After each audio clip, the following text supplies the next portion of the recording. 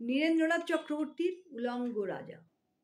সবাই দেখছে যে রাজা উলঙ্গ, তবুও সবাই হাততালি দিচ্ছে, সবাই চেঁচিয়ে বলছে সাবাস সাবাস। কারো মনে সংস্কার, কারো ভয়, কেউ বা নিজের বুদ্ধি অন্য মানুষের কাছে বন্ধক দিয়েছে, কেউ বা পরান্নভোজী, কেউ কৃপা প্রার্থী, উমেদার, প্রবঞ্চক।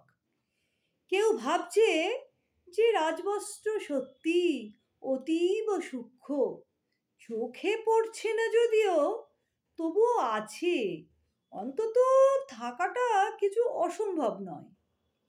গল্পটা সবাই জানে, কিন্তু সেই গল্পের ভিতর শুধুই প্রশস্তি বাক্য উচ্চারক কিছু আপাদমস্তক ভীতু ফন্দিবাজ অথবা নির্বোধ স্তাবক ছিল না।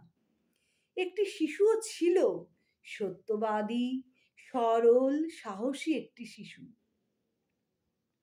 নেমেছে গল্পের রাজা বাস্তবের প্রকাশ্য রাস্তায়। আবার হাততালি উঠছে মুহুর মুহুর, জমে উঠছে স্তাবক বৃন্দের ভিড়। কিন্তু সেই শিশুটিকে আমি আজ ভিড়ের ভিতর কোথাও দেখছি না। শিশুটি কোথায় গেল? কেউ কি তাকে কোনো গোপন পাহাড়ের গুহায় লুকিয়ে রেখেছে, নাকি সে পাথর ঘাস মাটি নিয়ে খেলতে খেলতে ঘুমিয়ে পড়েছে কোনো দূর নির্জন নদীর ধারে, কিংবা কোনো প্রান্তরের গাছের ছায়ায়?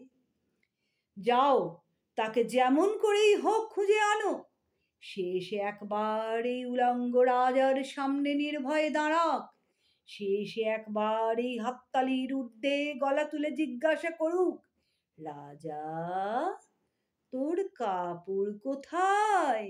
নমস্কার।